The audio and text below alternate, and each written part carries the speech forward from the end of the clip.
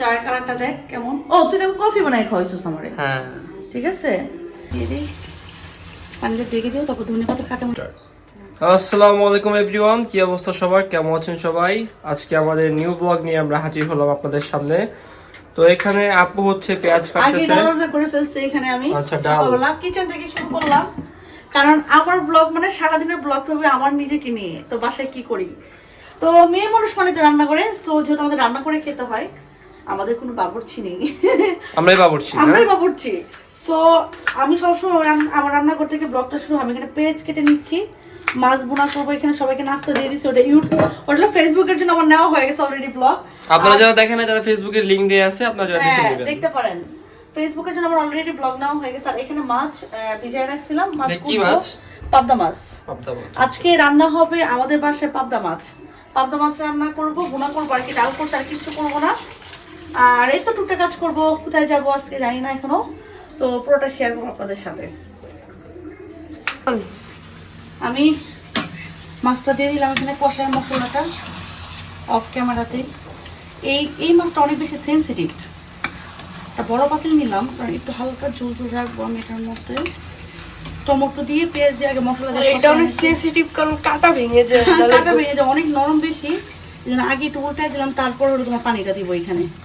আমি জানি না কে কিভাবে খাই, এটা একটু বড় হলে আমি ভাজতাম, কিন্তু ছোট তো ওই জন্য আমি ভাজি নাই মাছটা।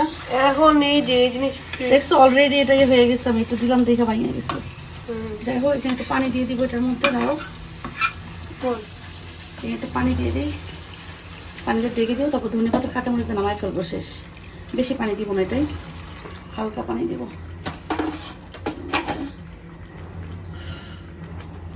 পুরো ভিডিওটা শেয়ার করতে পারতেছি না আপনাদের সাথে, আমি যতটুকু পাঠাচ্ছি শেয়ার করতেছি আমি।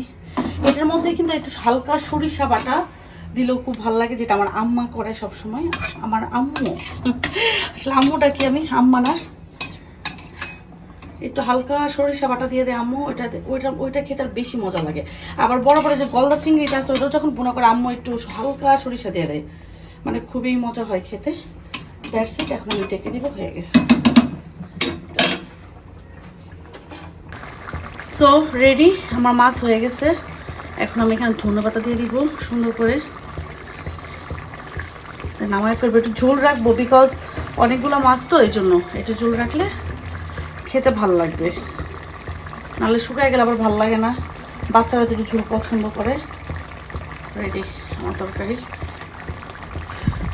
আর এখানে আদা রসুন ব্লেন্ড করবো, আমার হেল্পিং হ্যান্ডে দিয়ে সব আদা রসুন কাটায় রাখছে, কারণ রোজার সময় অনেক বেশি কষ্ট হয়, এই জন্য আগে সব করে রেখে দিতেছি আমি, যেহেতু আমাদের রোজা চলে আসতেছে, এই আর কি। ব্লেন্ডার করে ফেলছে, এখন আমি সব মিক্স করে ফেলছি। এখানে হলো 1/2 কেজি আদা, 1/2 কেজি রসুন। আমার পুরো রোজার মাস যে আমার ঈদও চলে যাবে ইনশাল্লাহ, এর মধ্যে তো আবার আম্মু পাঠিয়ে দেয় আমাকে। তো আমি দুটো বক্স নিয়ে নিচ্ছি, এই বক্সের মধ্যে রেখে ঢিপে রেখে দিব।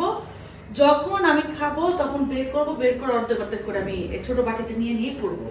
যেহেতু আপাতত আমার কাছে কোনো বাটি নেই ওইরকম ভাবে, এখন আমি বড় বড় বাটিগুলোর মধ্যে সব ভরে ভরে বক্স করে ফেলবো, একটা একটা করে সুন্দর করে। এই যে আম্মু কত কষ্ট করে দেখেন। হ্যাঁ মাম্মি কষ্ট করে, পড়াশোনা তো করো না। আর তুমি তো আজকে ওকে স্পোর্টসে যেতে দাও নাই কেন? তোমার শরীরটা খারাপ হয়ে গেলে দিনে তোমার শ্বাসকষ্টের প্রবলেম আছে, এই জন্য তুমি দৌড়াতে গিয়ে তুমি বলো আমার কি হবে এখন, আমাকে ডক্টরের কাছে নিয়ে যাও। আমি তো দৌড়াতে তোমাকে ডক্টরের কাছে নিয়ে যেতে পারবো না। কেন? ওখানে পাশেই তো হসপিটাল আছে। আচ্ছা ঠিক আছে, সমস্যা নাই, একটু বড় হও তাহলে সব হবে। আরে বড় হো পরে আর জীবনও পারবো না, পারবা। পরে হুইল চেয়ারে বসে ঘুরতে হবে। আর এতটুকু রেখে দিব রান্নার জন্য, জাস্ট একটা ইয়ার মধ্যে। দ্যাটস ইট, আমার হয়ে গেছে।